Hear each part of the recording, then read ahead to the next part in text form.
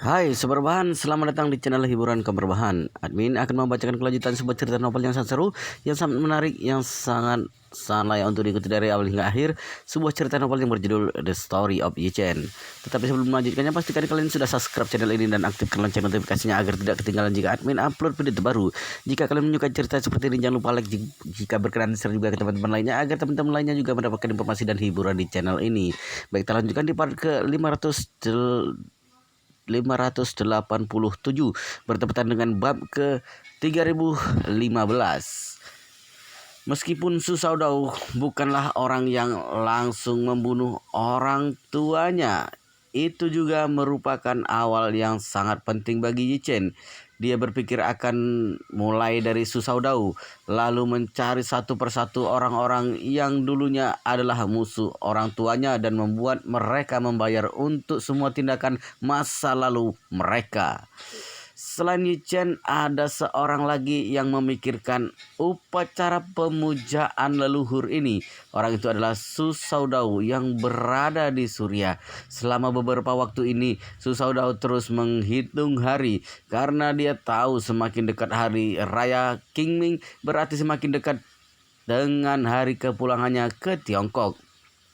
Meskipun dia juga tahu kepulangannya ke Tiongkok sebenarnya akan dibawa oleh Yi Chen ke makam leluhur keluarga Yi dan bersujud pada Yi Changying untuk mengakui kesalahannya. Pada dasarnya ini adalah penghinaan baginya.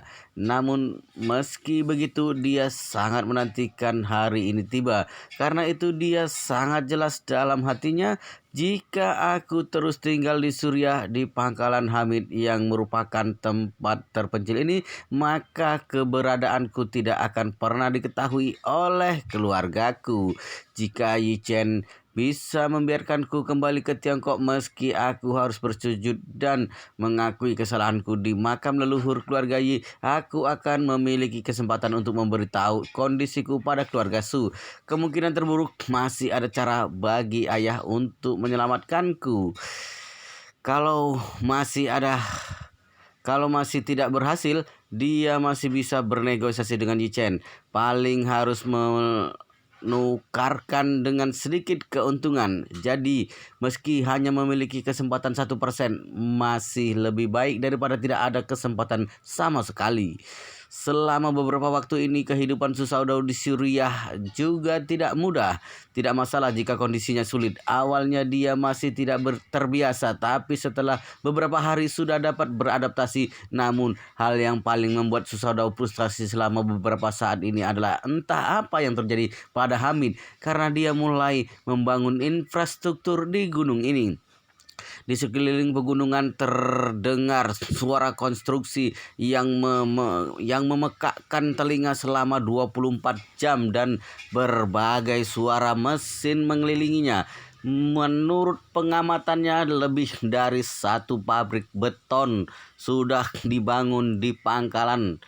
Pabrik itu memproduksi beton selama 24 jam. Kemudian pompa beton tekanan tinggi satu persatu diangkut ke lereng bukit di sekitarnya. Di sekitar lereng bukit juga mulai terdengar ledakan dan bisa meledak kapan saja. Terkadang juga diledakkan pada pagi hari. Setiap kali diledakkan, tanah di sekitar akan berguncang. Kalau hanya demikian tidak apa-apa. Yang menyebalkan adalah setiap kali meledakkan bahan peledak, suara bor yang tak terhitung banyaknya akan menderu seperti senapan mesin berat.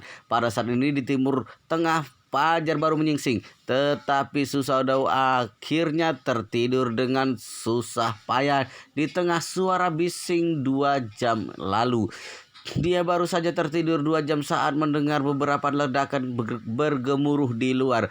Getaran ledakan itu hampir merobohkan atapnya. Dia terkejut sampai terbangun dari tidurnya. Dia pikir terjadi perang di luar. Begitu dia berlari keluar, dia segera ditemukan oleh para prajurit yang berjaga di seberang dan segera menodongkan pistol ke arahnya sambil berteriak dalam bahasa Mandarin yang tidak lancar. "Apa yang kamu lakukan?"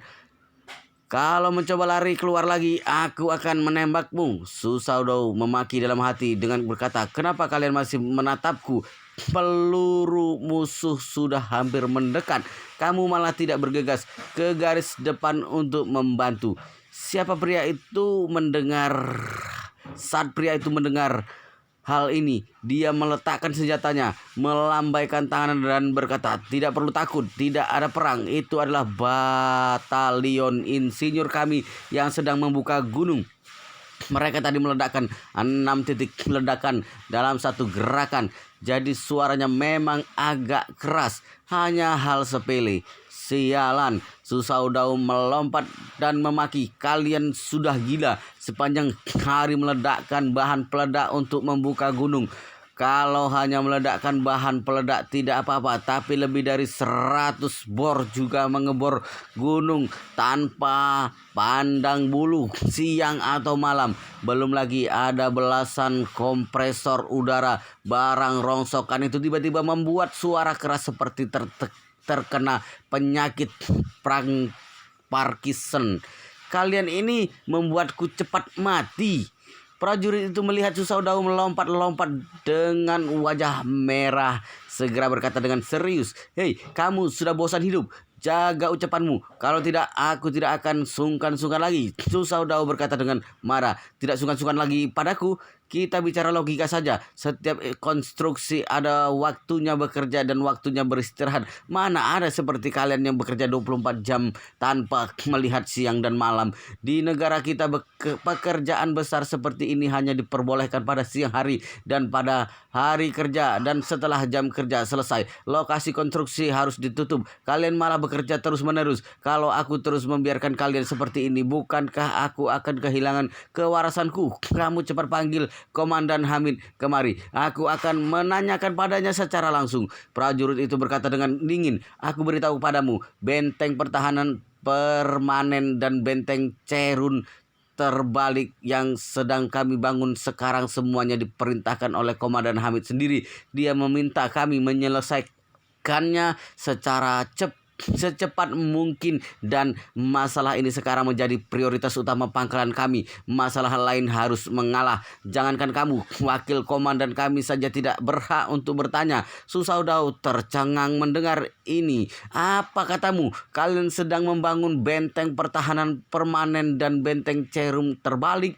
Benar, prajurit itu berkata dengan bangga. Kami sekarang sedang membangun benteng penyerang dan pertahanan yang kuat, dan lagi kami harus menyiapkan sejumlah besar persediaan makanan terlebih dahulu. Sekarang benteng pertahanan permanen dan benteng Cerum terbalik kami di 4 sisi sudah mulai terbentuk. Jika masih ada waktu, akan ada terowongan rahasia yang digali di dalam pegunungan.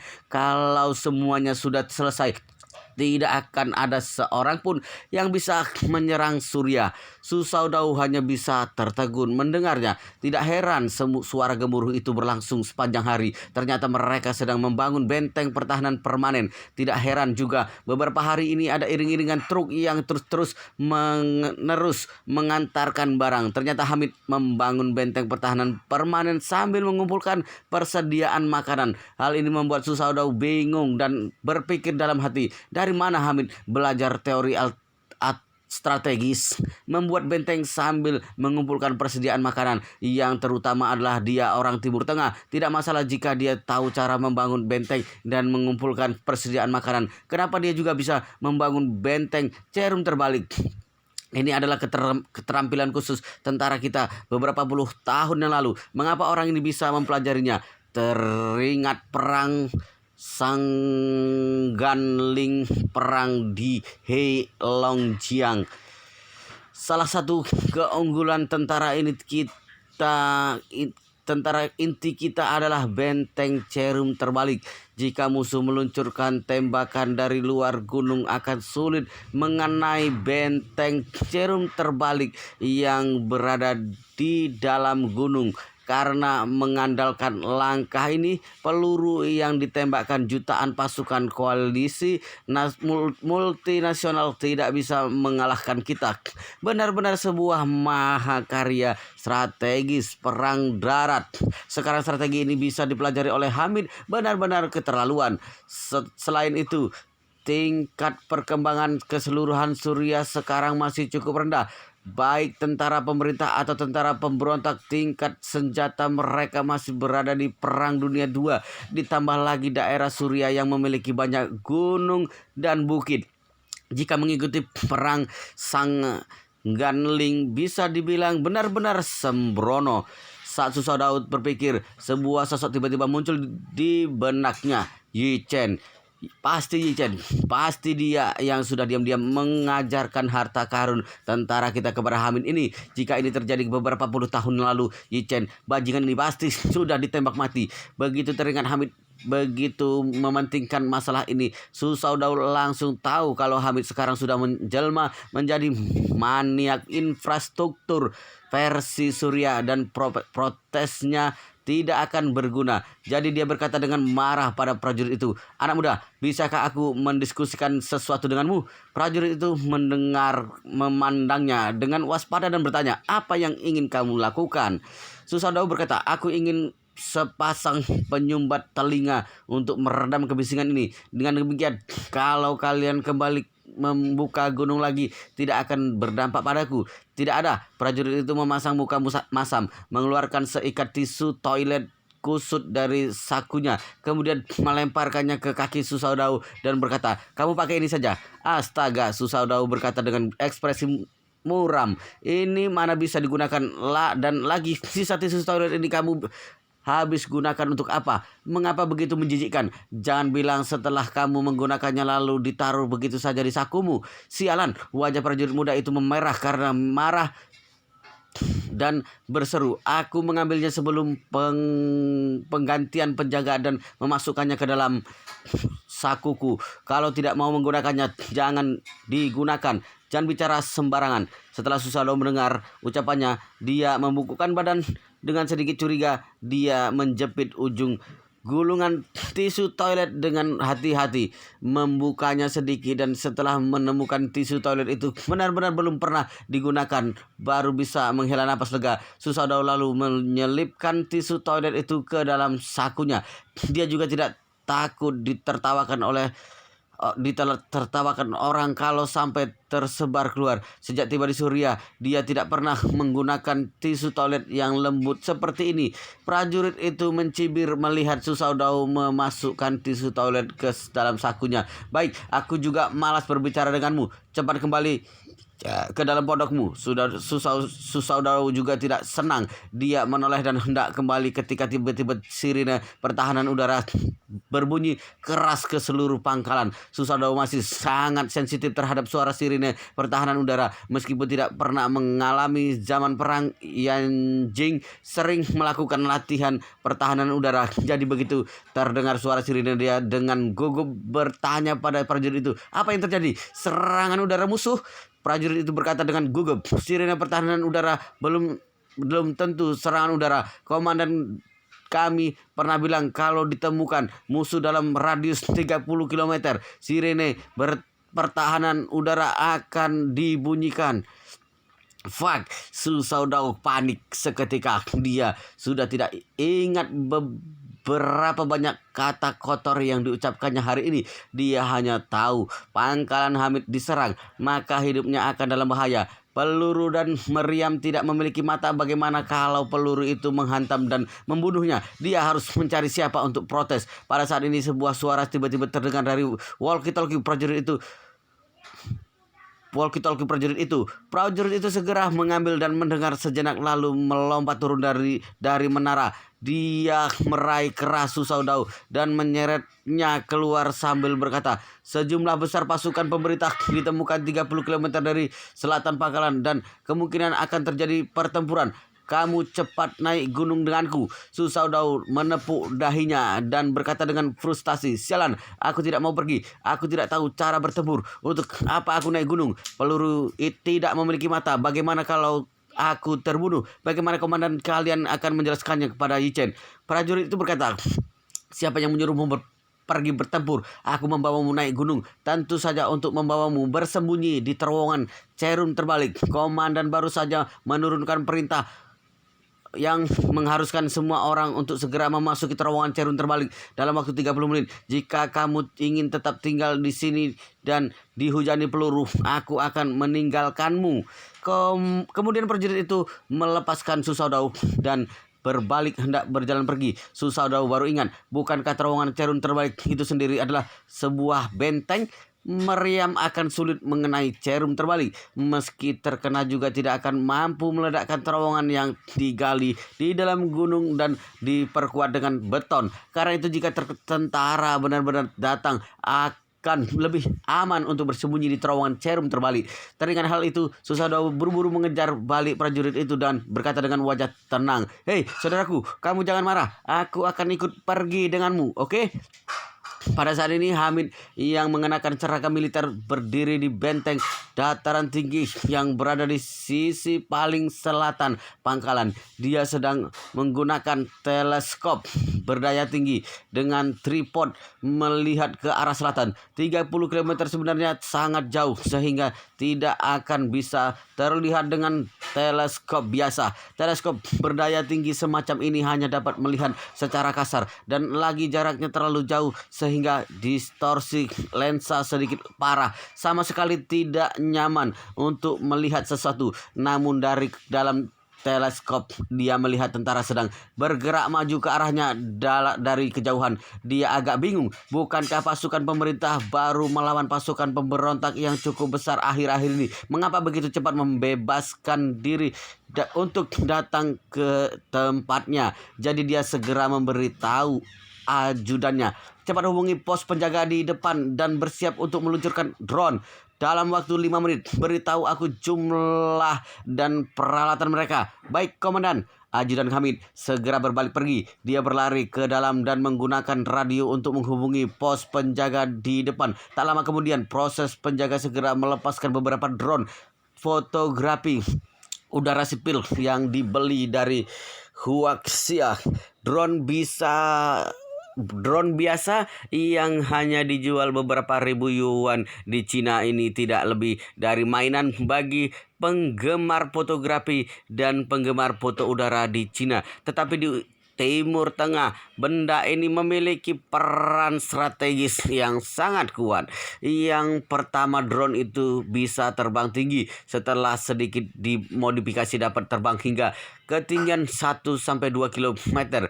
Transmisi gambar dapat mencapai hampir 10 km di area terbuka dan kecepatan terbangnya dapat mencapai 60-70 km per jam. Yang lebih penting lagi adalah badan drone yang hanya sebesar telapak tangan. Begitu terbang hingga ketinggian ratusan kilometer tidak akan terlihat dengan mata telanjang dan suaranya saat terbang juga tidak terdengar. Drone ini sangat cocok untuk mengintai medan perang. Jika menghadapi tentara modern dengan peralatan canggih, barang ini pasti tidak berguna. Belum terbang saja sudah berhasil ditemukan dan dihancurkan. Kalau hanya untuk menghadapi pasukan infanteri biasa, pihak lawan benar-benar tak berdaya. Oleh karena itu, drone seperti ini banyak digunakan di bidang militer Timur Tengah. Setelah beberapa drone terbang ke langit, skala pasukan musuh dengan cepat diketahui. Ajudan melaporkan pada Hamid, "Komandan, jumlah pasukan lawan sekitar 8.000 orang. Ada 10 kendaraan lapis baja, 30 meriam dan sekitar 60 truk berbagai bentuk." Penyelidik garis depan bilang sepertinya kendaraan lapis baja itu adalah kendaraan lapis baja 152 mm buatan Rusia. Sialan, Hamid mengutuk sebentar.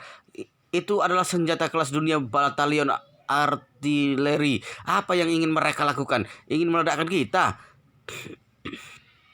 Saat dia berbicara, wakil komandan bergegas masuk dan berkata dengan terengah-engah, "Komandan, aku baru saja mendapat kabar kalau tentara pemerintah menyewa 10.000 tentara bayaran dari kelompok tentara bayaran luar negeri yang bernama Wan Long Hall. Katanya 10.000 tentara bayaran ini sangat kuat dan sudah menaklukkan beberapa tentara pemberontak termasuk Fitz yang dulu memiliki hubungan cukup baik dengan kita juga sudah dikalahkan 2 malam lalu. Hamid tercengang. Apa? Fitz sudah ditaklukkan? Kenapa aku tidak pernah mendengar kabar ini? Wakil komandan berkata dengan malu. Semua orang tersebar di jurang sehingga informasi tidak lancar dan akhir-akhir kita sedang fokus membangun infrastruktur. Bagaimana kita bisa mempedulikan apa yang terjadi di luar sana? Hamid buru-buru bertanya lagi. Dari mana asal Wan Long Hall ini? Wakil komandan menjelaskan, Wan Long Hall adalah organisasi tentara bayaran non-pemerintah yang telah meningkat dalam beberapa tahun terakhir. Mereka memiliki beberapa basis pelatihan tentara bayaran di seluruh dunia. Mereka memiliki rakam jejak di negara-negara Timur Tengah, Afrika, Amerika Selatan, dan tempat-tempat bergolak lainnya. Mereka sudah berkembang pesat dalam beberapa tahun terakhir dengan 50.000 hingga 60.000 tentara bayaran terdaftar di bawah komando mereka. Kekuatan rata-rata mereka kini berada di antara 5 organisasi tentara bayaran teratas di dunia.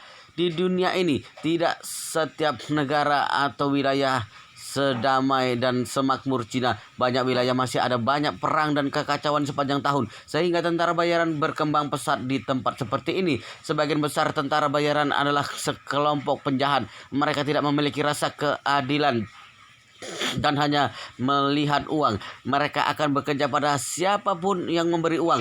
Beberapa tentara bayaran bergantung pada negara tertentu untuk bertahan hidup, seperti Amerika Blackwater yang terkenal. Mereka melihat sejumlah besar tentara bayaran untuk melayani pemerintah Amerika. Hampir semua operasi militer Amerika di Timur Tengah tidak lepas dari partisipasi tentara bayaran American Blackwater, dan mereka bisa melakukan hal-hal yang tidak bisa dilakukan oleh pemerintah Amerika. Sedangkan Wan Long, hal ini termasuk dalam kategori pertama. Setelah mendengar pengenalan mengenai Wan Long Hall, Hamid berseru dan bertanya, biaya untuk menyewa 10.000 tentara bayaran dari Wan Long Hall setidaknya memakan ratusan juta dolar sehari kan? Wakil komandan buru-buru berkata, Komandan, harga Wan Long Hall sangat tinggi. Bahkan tentara bayaran biasa di bawah komando mereka saja bernilai 10-20 ribu dolar sehari. Rumornya 4 dewa perang mereka saja, satu orang saja sudah menelan biaya ratusan ribu dolar sehari. Hamid tercengang. Benarkah?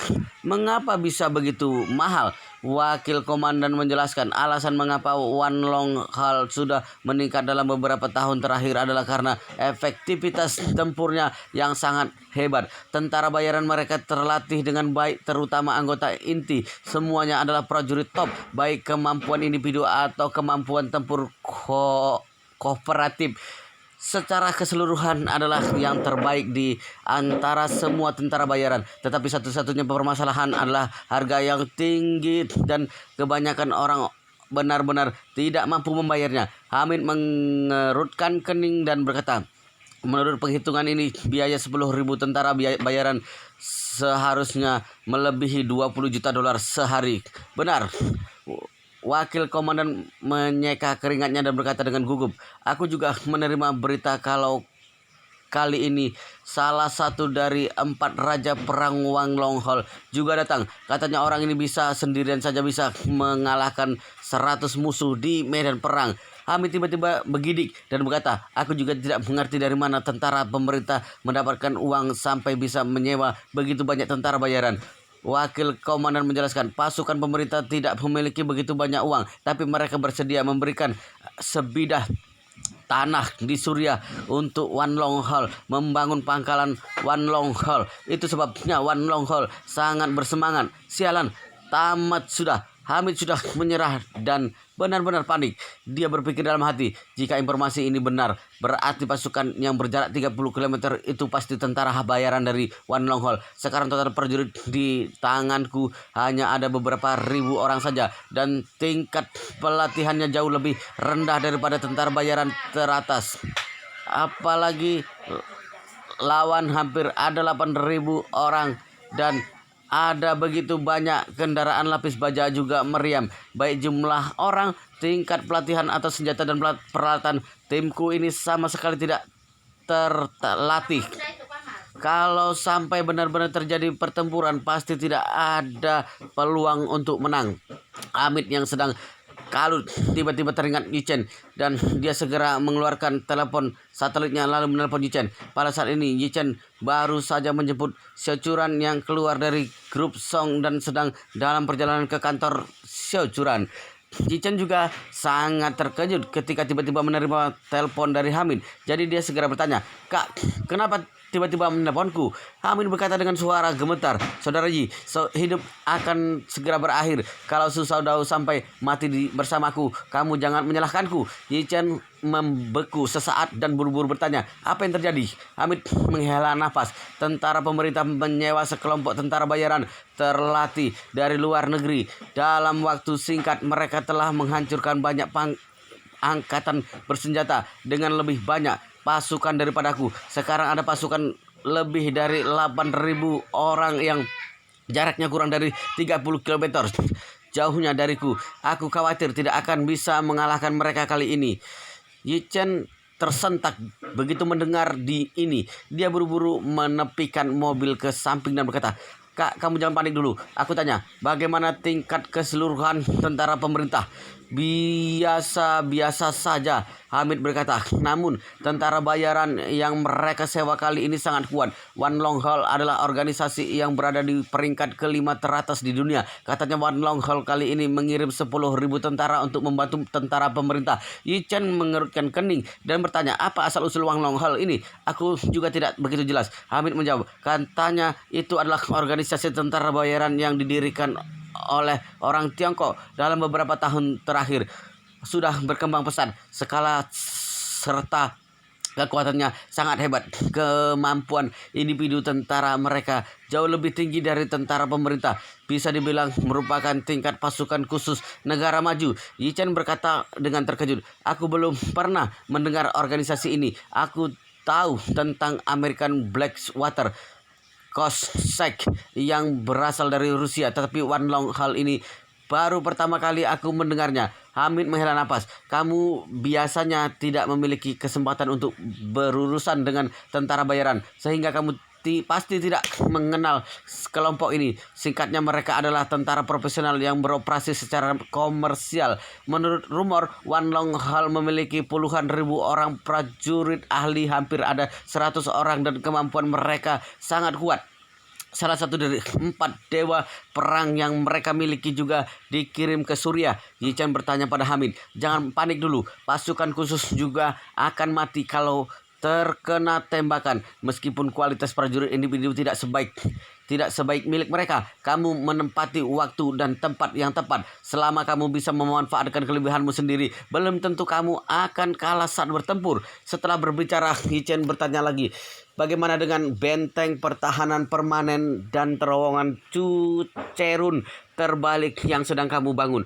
Hamid buru-buru berkata, "Aku sudah menyuruh mereka bekerja lembur beberapa hari ini, namun beban kerjanya memang terlalu besar dan sulit untuk mengimplementasikan seluruh rencana sepenuhnya dalam waktu sesingkat itu." Yichen berkata dengan tenang, "Aku mengerti. Apa cerun terbalik dan terowongan benteng pertahanan permanen ini sudah bisa digunakan?" "Bisa," Hamid berkata. "Pintu masuk pangkalan sudah hampir selesai. Bagaimanapun ini adalah prioritas utama dan seluruh pertahananku. Mengenai terowongan cerun terbalik, aku sudah menggali di semua sisi. Tiap ada jalur terowongan internal yang membentang ke seluruh arah, namun aku sudah mengerjakan sesuai perintahmu dan menimbun banyak bahan makanan di dalamnya. Barang-barang ini tidak masalah jika disimpan 1-2 tahun." "Baik," Yichen berseru. "Kalau begitu aku tanya lagi, apakah kamu tahu peralatan dari 8.000 tentara pihak lawan?" Hamid berkata, 10 kendaraan lapis baja, lebih dari 10 meriam, dan 50-60 truk yang mengangkut persediaan dan amunisi." Yichen berpikir sejenak lalu bertanya lagi, "Apakah kamu tahu spesifikasi dan model dari 30 meriam yang ditarik itu. Hamid berkata, para pengintai visual mengatakan seharusnya senjata meriam 152 mm buatan Rusia. Ayah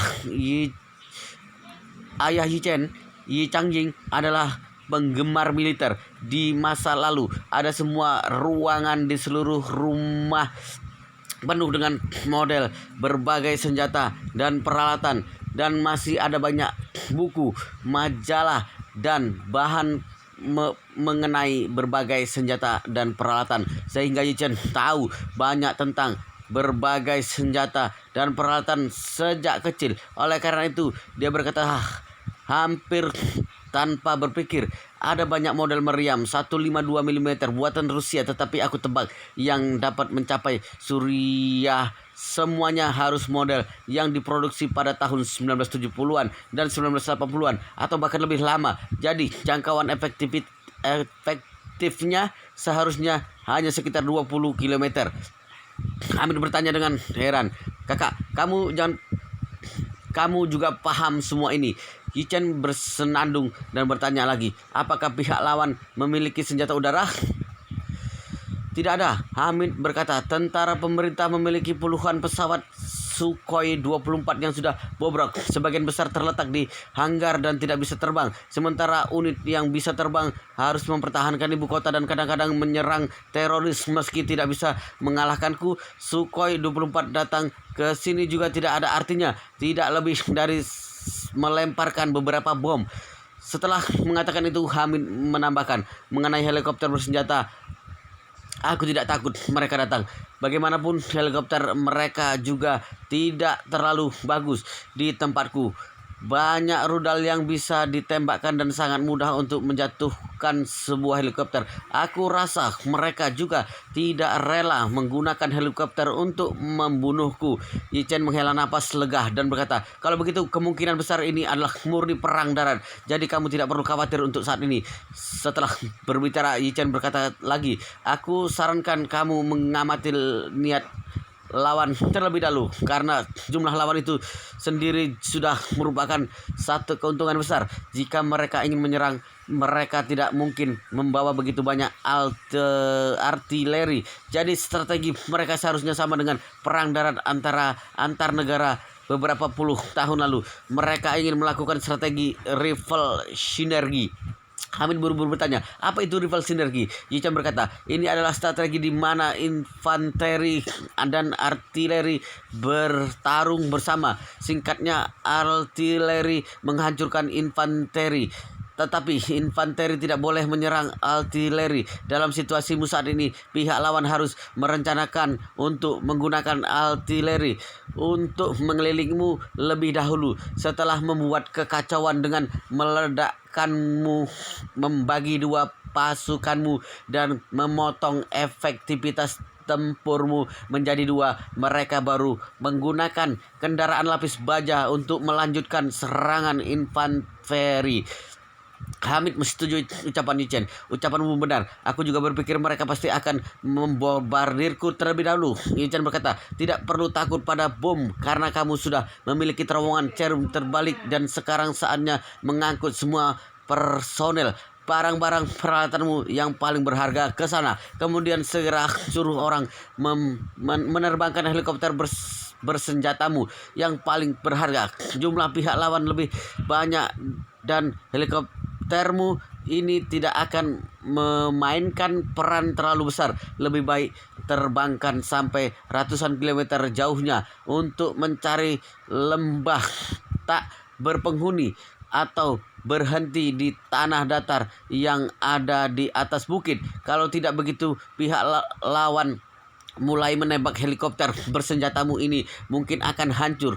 Benar juga. Hamid kembali sadar dan segera menginstruksikan ajudan di sampingnya, "Suruh pilot helikopter bersiap dan suruh dia terbang ke utara sejauh 100 km untuk mencari tempat persembunyian." Tak heran jika Hamid panik. Meski sudah lama berperang dengan pasukan pemerintah, dia tidak pernah mengalami konflik skala besar. Oleh karena itu, pandangannya secara keseluruhan tentang orang tersebut tidak begitu kuat. Sehebat-hebatnya juga hanya pemimpin gerilya yang tingkat kecil. Sekarang tentara pemerintah tiba-tiba mengumpulkan kekuatan tempur yang begitu kuat untuk menyerangnya, sehingga dia sedikit kewalahan dan tidak tahu bagaimana harus merespon.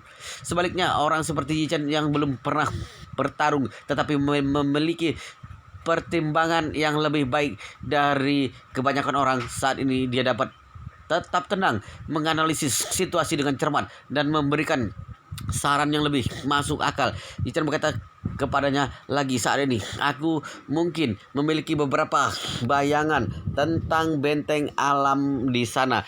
Kamu dikelilingi oleh perbukitan dan pegunungan, jalan yang berkelok-kelok dan terjal, sehingga kecepatan pihak lawan ke tempatmu tidak akan terlalu cepat. Kamu juga tidak boleh terlalu cemas dan segera kirim pergi helikoptermu. Setelah mengatakan itu, Yi Chen menyarankan lagi, kamu sekarang bisa terlebih dahulu menggunakan helikopter membantu mengangkat beberapa alat berat yang berharga ke terowongan Cherun terbaik, dan pada saat yang bersamaan kamu harus memerintahkan pengintai garis depan memperhatikan gerak lawan. Saat pihak lawan berhenti bergerak dan mulai mengerahkan artileri, sudah terlambat untuk menyuruh helikopter pergi. Pihak lawan memiliki 30-40 senjata artileri. Ini akan memakan waktu lama bagi artileri untuk beralih dari keadaan bergerak ke pemberhentian total, lalu penyebaran, menghitung koordinat, menyesuaikan sudut, dan mempersiapkan diri untuk menembak membutuhkan waktu yang sangat panjang. Kamu memiliki waktu yang cukup untuk beraksi. Benar juga. Hamid sedikit tenang mendengar kata-kata Yi Chen dan berkata dengan malu-malu, saudaraku, aku tidak takut kamu tertawakan, tapi aku belum pernah melihat pertempuran besar sejak aku bergabung dengan tentara revolusi, dan aku benar-benar gugup. Tidak apa-apa, Yi Chen menghibur. Siapapun menghadapi hal semacam ini pasti akan gugup. Yang harus kamu lakukan sekarang adalah jangan sampai mengacaukannya. Kemudian Yi Chen berkata lagi, aku tebak strategi pihak lawan sangat sederhana. Mereka tahu lokasi pangkalanmu dan tahu pangkalanmu pasti tidak akan melarikan diri, sehingga mereka pasti akan meledakkan setiap sisi pangkalanmu begitu mulai menyerang. Yang harus kamu lakukan dalam periode waktu ini adalah bersabar. Jika pihak lawan mulai menembakimu, kamu tidak boleh membalas menggunakan artileri, apalagi mengirim helikopter bersenjata atau pasukan elitmu untuk mencoba melawan atau menyerang. Hah? Kenapa? Amin berseru. Aku baru saja ingin memberitahu kalau aku berencana untuk segera mengirim pasukan elit 300-500 orang untuk menyelinap, menyergap, dan menunggu mereka lengah. Bagaimana mungkin pihak lawan bisa membiarkanmu begitu mudah berhasil? Yi Chen berseru. Tidak perlu dipikir juga, seharusnya sudah tahu kalau pihak lawan pasti sudah memperkirakan tindakanmu ini. Jangan lupa mereka adalah 8.000 orang dan 2.000 diantaranya ditempatkan secara acak di posisi artileri untuk menyergap. Jika kamu mengirim 300-500 orang, pihak lawan pasti bisa mengalahkanmu dengan sangat mudah. Pada saat itu pasukanmu semuanya akan mati.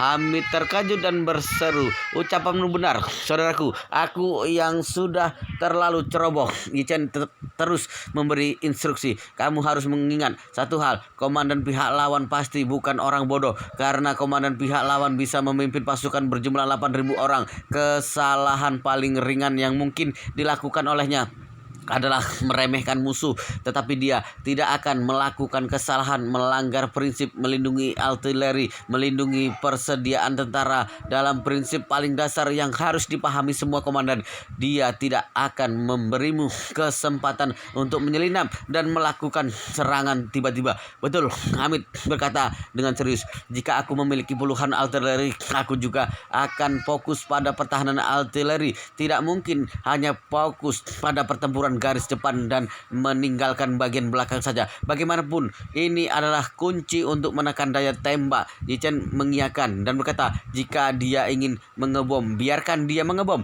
Dia bisa meledakkan apapun yang dia inginkan. Setelah terdiam sesaat, Yi Chen melanjutkan, bukankah dia hanya membawa 50-60 truk? Truk ini tidak mungkin hanya mengangkut amunisi, tapi juga makanan, obat-obatan, bahan bakar, dan barang-barang lainnya. Bahkan jika dia memiliki 30 truk peluru artileri dan dia menggunakan semua peluru di 30 truk ini, dia juga tidak mungkin bisa meledakkan gunungmu. Jadi kamu sama sekali tidak perlu takut jika dia hanya menembak kalian semua bersembunyi di terowongan cerun terbalik, sehingga tidak akan ada pengurangan personil karena penembakan. Setelah semua peluru ditembakkan, kekuatan mereka hanya tinggal infanteri. 8.000 tentara infanteri menyerang gunungmu dan 800 tentara milikmu dapat bertahan mati-matian. Dengan cara ini kamu akan menang. Baik, Hamid sangat menyetujuinya dan berkata, aku sudah tahu, aku pasti akan mengikuti saranmu.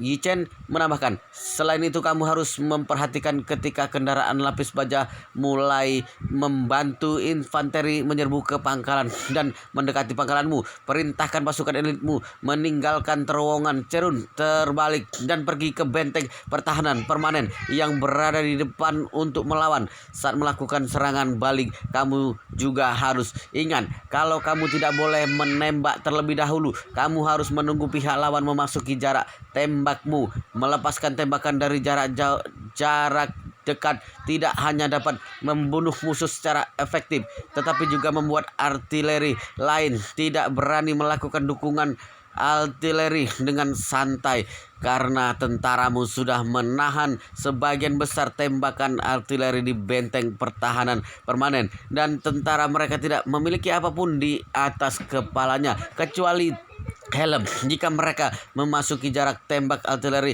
pasti akan jatuh banyak korban. Yi Chen masih terus menganalisis. Sebenarnya jika 8.000 tentara infanteri pihak lawan semuanya meluncurkan serangan yang kuat juga tidak akan berdampak padamu. Medan daerahmu tinggi juga berbahaya dan mudah dipertahankan tapi sulit diserang. Benar-benar tempat yang strategis. Selain itu kamu juga sudah membangun benteng pertahanan permanen baru sehingga kekuatan pertahananmu lebih kuat lagi. Bahkan jika lawan menyerang, kamu tidak perlu takut. Saat mereka baru menyerbu masuk terowongan cerun terbalik, kalian akan menjadi tempat untuk membumi hanguskan lawan. Pada saat itu kalian yang berada di dataran tinggi dan terowongan akan memiliki keuntungan, sementara pihak lawan yang menyerbu akan berakhir tragis. Pihak lawan akan terkepung dan tidak bisa mundur. Astaga, Hamid langsung berseru dan kegirangan. Saudaraku, hebat sekali. Benar-benar luar biasa. Aku awalnya sedikit cemas, tapi setelah mendengar apa yang kamu katakan, aku sudah tidak sabar menunggu mereka menyerbu kemari. Yi Chen berkata, baguslah kalau kamu memiliki mental seperti ini. Cepat atur pasukanmu dan buat persiapan akhir sebelum menghadapi perang. Ingat kata-kataku, jangan terburu-buru dan jangan panik. Pastikan kamu dapat berpura-pura menjadi penakut yang sangat baik. Selain itu, bersiaplah untuk yang terburuk. Jika situasinya sudah tidak bisa dipertahankan, lebih baik segera melarikan diri. Aku mengerti, Hamid berkata dengan penuh semangat. Aku akan mengaturnya sekarang. Saudaraku, nanti aku akan berkomunikasi lagi denganmu. Pastikan teleponmu tidak terblokir. Aku dapat bertahan atau tidak menghadapi serangan ini sepenuhnya bergantung padamu. Yi Chen berkata dengan sungguh-sungguh, jangan khawatir, ponselku aktif 24 jam. Kalau kamu menelpon, aku pasti akan menjawabnya dalam hitungan detik. Saudaraku yang baik, aku sudah tenang mendengar ucapanmu ini. Kamu tunggu saja kabar baik dariku. Baik, semoga kamu menang. Yi Chen mengakhiri panggilan setelah selesai berbicara. Begitu dia mengakhiri panggilan, securan yang duduk di sampingnya bertanya dengan terkejut, suamiku, siapa yang menelponmu? Mengapa bisa terlibat dalam masalah perperangan? Yi Chen buru-buru berkata, istriku, kamu salah paham. Ini bukan perang, ini hanya sebuah permainan. Seorang temanku baru-baru ini kecanduan permainan militer. Sekarang ada seorang yang membawa pasukan untuk menyerang markasnya. Dia tidak tahu bagaimana mengatur pasukan. Jadi dia menelpon untuk bertanya padaku. Xiao Churan tidak merasa ragu saat mendengar penjelasan Li Chen. Bagaimanapun dia sejak kecil hidup di zaman yang damai dan masalah perang ini terlalu jauh darinya. Jika Li Chen mengatakan yang sebenarnya dan memberitahunya sedang membantu teman di Suria cara berperang, dia malah akan merasa Li Chen sedang mengolok-oloknya. Jadi dia tersenyum dan berkata, kalau begitu temanmu benar-benar terlalu menganggap serius permainan ini sampai menelponmu untuk meminta nasihat tentang hal kecil seperti itu. Li Chen mengangguk dan berkata, istriku, kamu tidak tahu kalau permainan ini memiliki pengaturan yang sangat kejam. Tidak peduli sudah berapa lama kamu menghabiskan waktu dalam permainan sebelumnya, kamu tidak akan memiliki apapun begitu gagal. Jadi setiap perang harus berusaha untuk menang atau harus memulai dari awal lagi. Securan tersenyum dan berkata, aku mengerti, tidak ada yang ingin melakukan pekerjaan sia-sia. Sama halnya seperti bermain lompat. Tidak peduli seberapa jauh melompat, sekali gagal harus mengulanginya lagi dari awal. Benar. Li Chen melihat waktu lalu mengendarai mobil ke jalan utama dan berkata, istriku, aku akan mengantarmu ke perusahaan terlebih dahulu. Securan menjawab dan berkata sambil tersenyum, oke. Wow, luar biasa sekali guys. Ceritanya sangat seru, sangat menarik, sangat menghibur, sangat membuat kita penasaran jika tidak mengetahui cerita kelanjutannya. Tetapi sepertinya di bab ini sampai di sini dulu dan kita akan lanjutkan di bab berikutnya di video selanjutnya. Pastikan kalian sudah subscribe channel ini dan aktifkan lonceng notifikasinya agar tidak ketinggalan jika admin upload video terbaru. Jika kalian menyukai cerita seperti ini, jangan lupa like, jika berkenan share juga ke teman-teman lainnya agar teman-teman lainnya juga mendapatkan informasi dan hiburan di channel ini. Baik, kita lanjutkan di bab berikutnya di video selanjutnya.